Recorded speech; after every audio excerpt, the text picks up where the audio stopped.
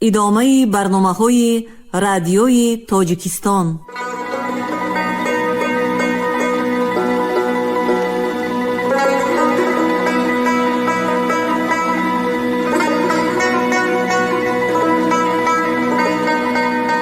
السلام علیکم شنونده های گرامی، با توجه شما گفتاری ادبی از سلسله خوانش بدیعی اثری نویسنده بزرگ تاجیک صدرالدین عینی، یادداشت‌ها در قرائت عبدالرشید خوجامقلوف. قسم 3، گفتاری 66. این خانه ز خشتی کهنه انداختم، در وی جشن زرفتگان ساختم، تا اهل زمان ما بدانند که من یک عمر جوانی به چه ره باختم. مؤلف.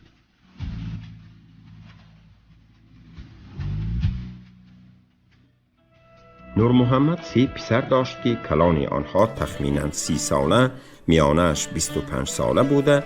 هر دوی آنها هم خاندار بودند. پسری کلانش 3 دختر داشت که از 8 ساله تا 2 ساله تخمین کردن ممکن بود. پسری میانش یک پسرچه 2 ساله داشت. پسری از همه خردش 18-19 ساله می نمود که هنوز خاندار نشده بود.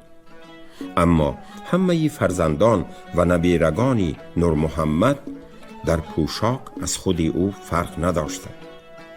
رنگ روی و بدنشان هم مانند خود او سیاه چتاب بوده، فقط فرقشان از یکدیگر در کلانی و خردی سالشان بود. نور محمد 2 تناب نیم دیکتر باغ داشتی.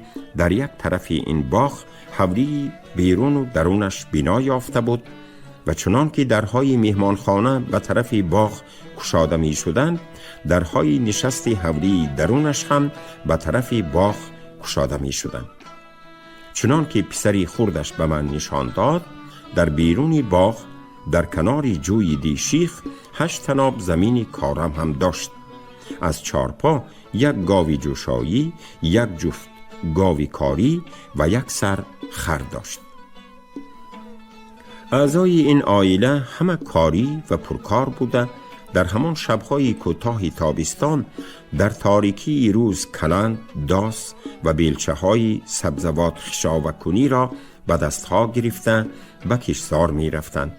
بعد از راست شدن آفتاب و شدت کردن گرمی هوا به خانهشان آمده چیزی خورده، به جای اینکه استراحت کنند برای کار به جاهای سایروی باغ می برآمدند و گشت روز باز به کشتزار برآمده تا تمام شدن شب کارشان را دوام می دادند.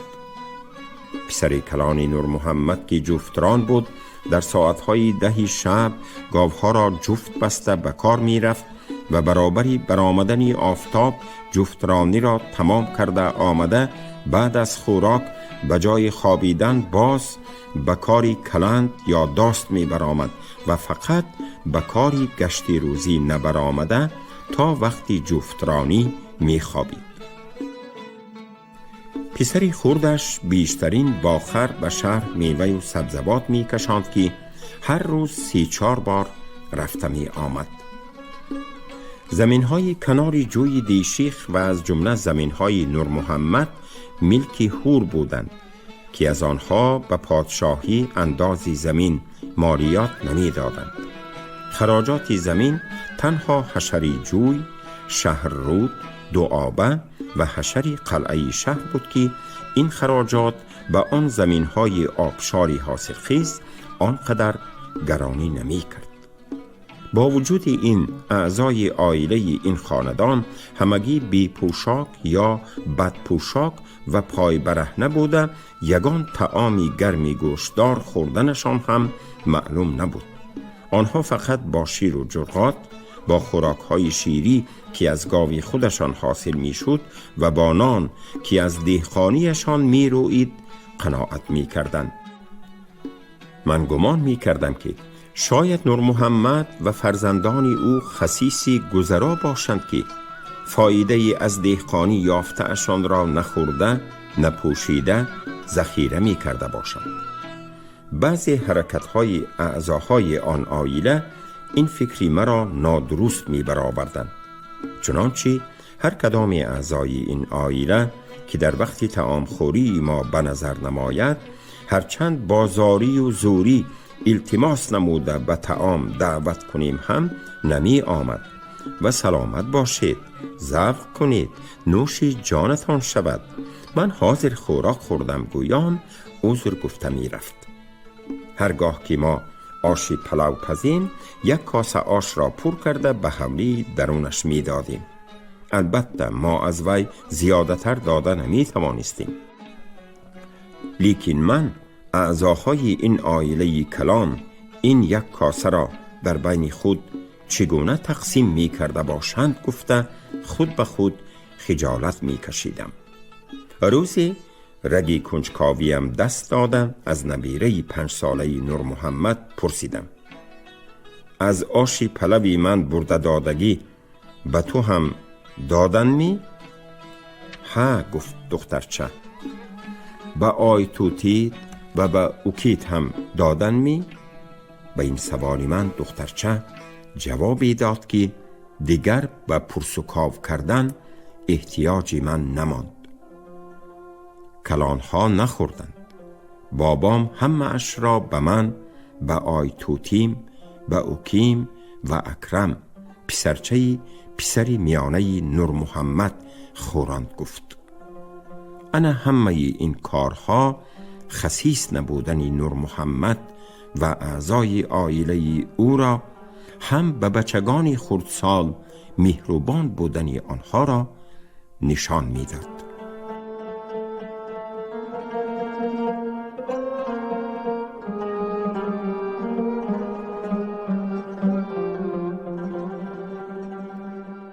روزی به من با نور محمد صحبت دور و دراز کردن راست آمد که با آن مصاحبه حقیقت احوال آن عائله را تماما فهمیده گرفتم.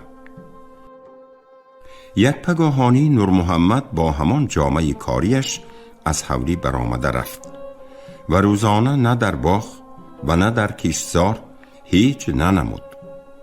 شب شد، هوا صاف آرامی پرمهتاب بود. شبنم بسیار ریخت. سرفه بیمار زیاد شد. من او را به درون مهمانخانه در آورده خواباندم و خود بر روی صفه برآمده به ماه 12-13 شبه که تمام پرتوش را بر روی صفه و گلزار مانند شیر ریخته بود چشم دوخته نشستم. در حقیقت هم گویا همه روشنی مهتاب مخصوصی نشیمنگاه من بود. درختهای شاخ به شاخ پیچیده سرحوض و باغ در تاریکی مانده بودند. در آن وقت کسی سرفه کنان از دروازه حولی در آمد و نزدیک رسید. دیدم که نور محمد است. امک امروز ننمودید، کجا بودید؟ گفته پرسیدم. ای سرگردانی دیه پسرم، گفت و آمده به نزدیکی من به لب صفه نشسته پاهایش را به پایان صفه دراز کرده سخنش را دوام داد. به گل آسیا به نایب خانه رفته بودم. در آنجا چه گپ بود؟ چه کار داشتید؟ گفته باز پرسیدم. در نایب خانه چه گپ می شود؟ جنجال دیه؟ خوش، چگونه جنجال؟ ای پسرم، شما نپرسید و من نگویم. سرگذشتی من دور و دراز و دردی من بیدواست. شنیدنی آن گپ‌ها شما را دردی سر و دلتان را سیاه می کند. من به شنیدنی دردی سرهای زندگی آدمها بسیار طالب می باشم. اگر گفته دادنش به شما ملال نبیارد مرحمت کنید می شنوم. این باغ، حولی و زمینهای کارمی که در دست من می بینید از پدر و عمکم به من میراث ماندند.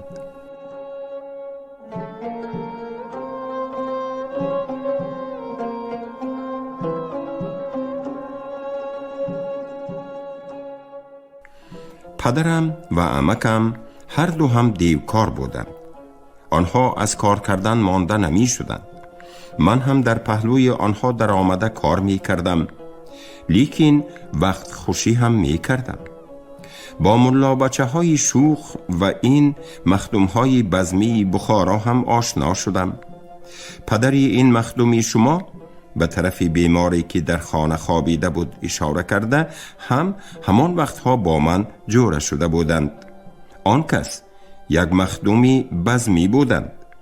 هر تابستان 2-3 بار با شریکانشان از بخارا دسته های سازنده آورده در باغ ما بزم می کردند. من هم گاها به حجره آنها رفته پلوی مدرسگی می خوردم. نور محمد قدری خاموش ماند و سری سینه‌اش را دمانده، سرش را به قفا خم داده، چشمانش را برونی کشید، از آن سخنش را دوام داد. آن دور و دوران گذشت. آن روزها گشته نمی آیند. من نمی بینم و فرزندان روز سیاه من هم آن روزها را نمی بینند. آوازی همصحبت من تا رفت لرزش پیدا کرده پستر شده می رفت و در گپ زدن علامتی خشکی حلقش هم نمایان می شد. من حس کردم که او هم تشنه است و هم گشنه. بنابراین دسترخوانی را که با نان برده ها در آنجا ایستاده بود کشاده و پیش او کشیدم و از چاینیکی با رومال پیچاندگی یک پیاله چای شیرگرم کشیده به او دراز کردم.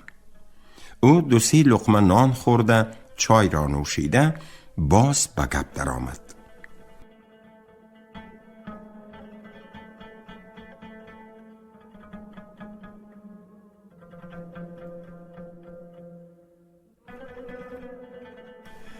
من یک پسر بودم. عمکم هم فرزند نداشت. بنابراین پسری او هم من بودم. مرا در وقتش خانه‌دار کردند. آنها از دنیا چشم پوشیدند. مادرم و زنی عمکم هم وفات کردند. این ملک و اسباب همگی به من ماند. پسری کلانم به پهلوی من در آمد. ما دیوکاری پدران را زنده گرداندیم. باغ را از پیشتره آبادتر کردیم. من از چارباغ‌های بایهای شهری و پادشاهی نهال‌های میوه‌داری ذاتی آورده شنانده سبزاندم و نوده ها آورده نهال‌های خسک باغ را پیوند کردم. زندگانی ما براحت می گذشت. درست است که بعد از روزگار به سرم افتادن من بزم نمی رفتم و بزم نمی کردم، اما خودی کاری دهقانی و باغداری از هر گونه بزم هم کیفم را چاقتر می کرد. من از کار مانده نمی شدم. اما آن روزها دراز نکشید. پسری کلان را خانه‌دار کردن در کار شد. ارباب شدند، آقسخال شدند، کلان و خرد به میانه در آمدند و مهر و تویانه عروس را از حد زیاد کلان کردند. به بالای این بین فاتحه و سرتویی نکاح را 3 سال کشال دادند.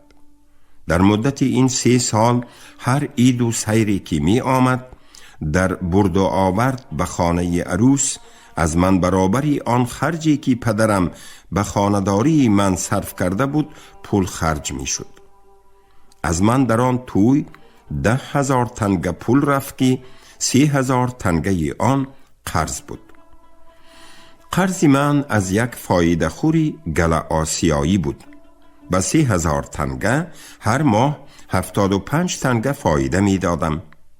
این مبلغ به من که آن وقتها نیمچه 500 گرم انگور را یک پول 4 تین می فروختم گرانی کرد. در آن میان به من یک رحم خور برآمد که او را علاوالدین گاوجگر می نامیدند. ایستید گویان من سخن نور محمد را بریدم.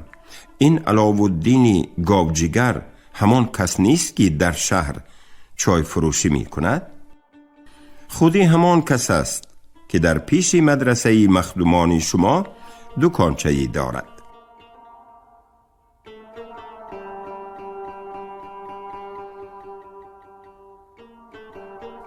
علاوالدین گاوجگر.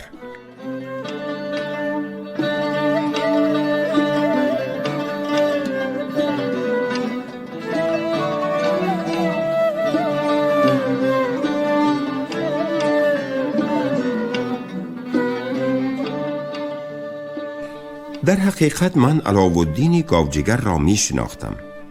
او در رو بروی گوشه غربی جنوبی مدرسه بدلبیک پیوسته به دیواری مسجدی کلان دکانچه‌ای داشت که در وی چای فروشی می کرد.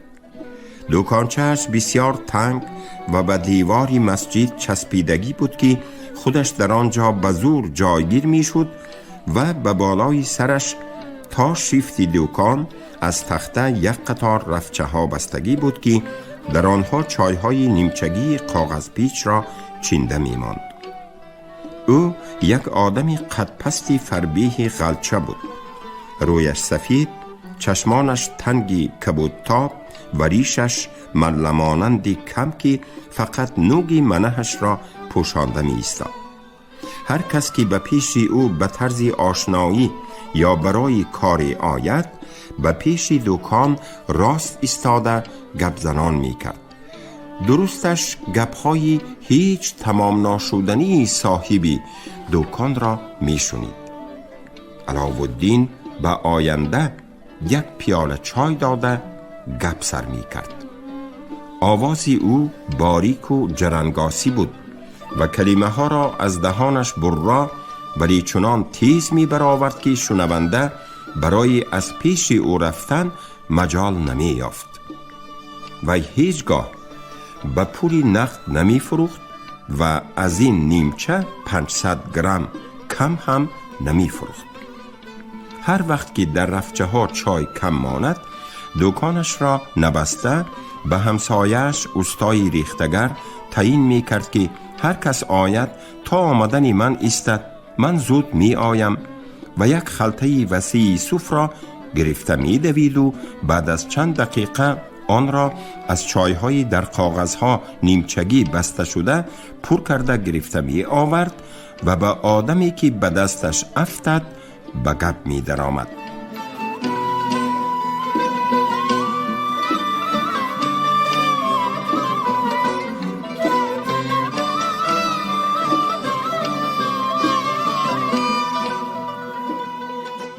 موضوع سخن او همگی ترجمه حال قرضداران و اطوار و کردار آنها بود. او هر یک قرضداری خود را خواه در آنجا باشد خواه نباشد با خصوصیت‌هایش می‌شناساند. کی در قرضداری تنتی، کی بد معامله، همه را یک به یک گفته می‌داد. می‌گفتند او سودخوری است که فایده را موافق شریعت کرده می‌خورد. بنابراین او به کسی پولی نقد قرض نمی‌داد و هر کس که از وی پول قرض گرفتن خواهد با نرخ بلند و با وعده معین چای می‌داد. آن قرضدار آن چای را فروخته پولش را به احتیاج خود صرف می‌کرد. مثلا به کسی 5 تنگه پول قرض گرفتن لازم آید، او نیمچه چای را که 5 تنگه ارزش دارد با وعده در 2 ماه گردانده دادن به او 10 تنگه نرخ کرده می‌داد. هر قدر قرض طلب پول را بسیارتر خواهد همان قدر نرخ چای را ارزانتر می کرد تا که خریدار به دام یگان سودخوری پولی نقد قرض دهنده نیفتد. محتاجی که به بدل پول چای گرفته است در فروختن وی تشویش می کشید. بنابراین علاوالدین گاوجگر فروش چای قرضداران را هم خود تشکیل کرده بود. وی در سرای پست که به پیش دکانش نزدیک بود حجره را به اجاره گرفته در آنجا کسی را شنانده به دست او پول نقد را سپرده مانده بود. قرضدار که از او چای را به بدل پول گرفت، او به وی آن حجره را درک می داد که چایش را برده به همان حجره به کسی که در آنجا هست به آسانی فروخته می تواند. قرضدار نیمچه چای را که در حقیقت 5 تنگه ارزش دارد و از خوجین 10 تنگه بها کرده گرفته است، برده به آدم خودی او به 4 تنگه می فروخت. بنابراین همیشه 100-200 نیمچه چای در بین دکان و حجره گاوجگر گردش کرده می ایستاد. قرضداران او همگی صحراییان اطراف گل آسیا بودند.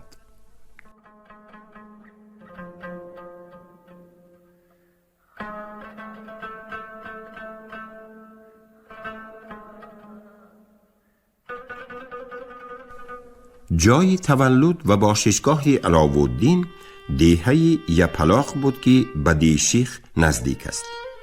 او هر پگاه از آنجا اسب سوار به شهر آمده بیگاهی به دیهه‌اش برمیگشت. او در مدرسه بدلبیک با قاری عبدالقیوم نام شهری دوستی بسیار نزدیک بود. می گفتند که قاری عبدالقیوم پیشتر در شهر میده سودخوری می کرد.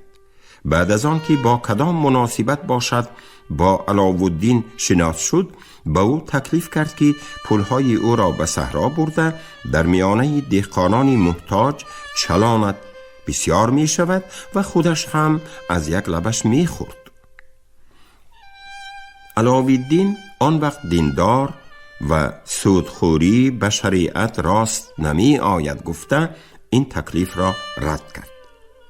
بعد از آن قاری عبدالقیوم به او همین حیله شرعی را یاد داد که مال را با 2 چند نرخ بها کرده به قرضدار دهد که این کار تجارت می شود، نه سودخوری. علاوالدین که آن وقتها چای فروشی کم دستمایه‌ای 4 بازارگرد بود، این کار را به واسطه چای به عمل آورد. وقتی که سرمایه‌اش زیاد شد، از دزدان ترسیده در شهر دکانچه و حجره گرفته کارش را به اینجا کوچانید.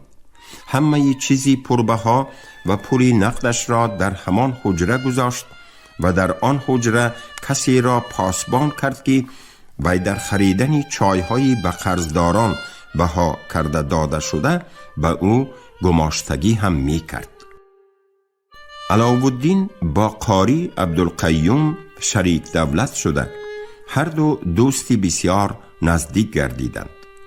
قاری هر روز پیشین در حجرهش پلو می پخت. علاوالدین دکانش را نبسته به خودش نگران شده ایستادن آیندگان را به اوستای ریختگر تعیین کرده سراسر به حجره قاری در آمده آش را خورده می برآمد. علاوالدین هم هفته 1 بار 2 بار قاری را با آشناهایش به صحرا برده ضیافت می کرد و بزم کرده می داد. درباره به علاوالدین لقب شدن کلمه گاوجگر می گفتند که سودخوران دیگر به کسی پول قرض دادنی شوند، اول ملک و اسباب او را تفتیش کرده می دیدند و اگر به نظرشان پولی به آن آدم قرض می دادگیشان نمی سوختگی بر این نماید، یعنی اسباب و اسکونه وی به قرضش می رسیدگی بر این باشد، پول قرض می دادند. اما علاوالدین در پی تفتیش ملک و اسباب یگان قرضدارش نمی گشت. او به من اسباب و اسکونه کسی در کار نیست، به من آدم در کار می گفت و به هر آدمی که راست آید هرچند او چیزی نداشته باشد هم از سوختن پولش نترسیده قرض دادن می گرفت. بنابراین سودخوران دیگر به او کلمه گاوجگر را که ناترس گفتن است لقب دادند. علاوالدین در حقیقت از این کارش ضرر نمیدید. به او خود همان آدم قرضدار کفایه می کرد. اگر یگان قرضدارش قرضش را دادن نتواند، و چیزی فروخته دادنی هم نداشته باشد، او آن آدم را برده به یگان بای سیرزمین یتیم مانده پول خود را می رویانید. اگر ارزش میانه خدمت یک ساله یک یتیم 500 تنگه باشد، او به 300 تنگه می ماند تا که بای زمیندار برای یتیم را ارزانتر کار فرمودن به علاوالدین پول را پیشکی دهد.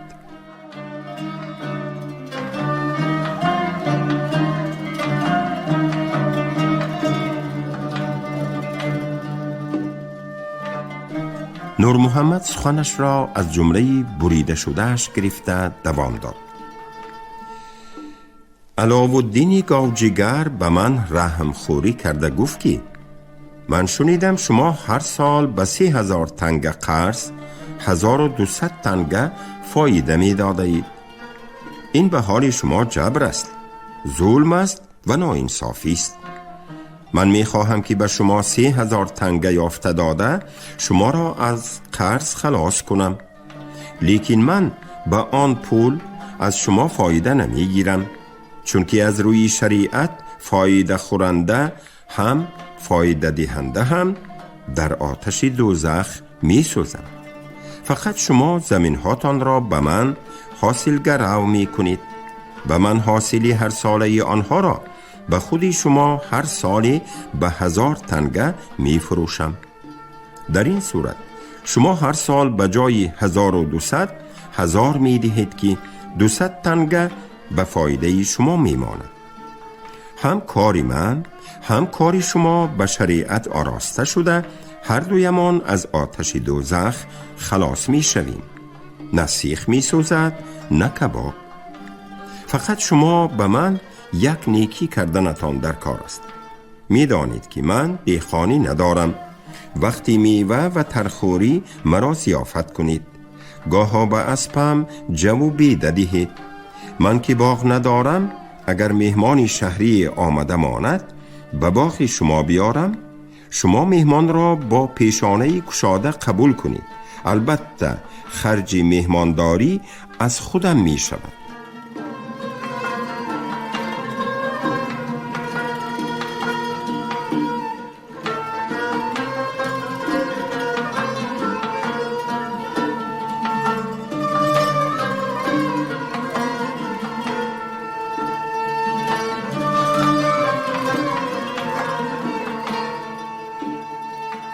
شما گفتار 66 رو از روی اثری نویسنده بزرگ تاجیک صدرالدین عینی یادداشت‌ها شنیدید. راوی عبدالرشید خوجمقلوف، کارگردان شیرعلی نغزلی. پایان گفتار ادبی از سلسله خوانش بدیعی.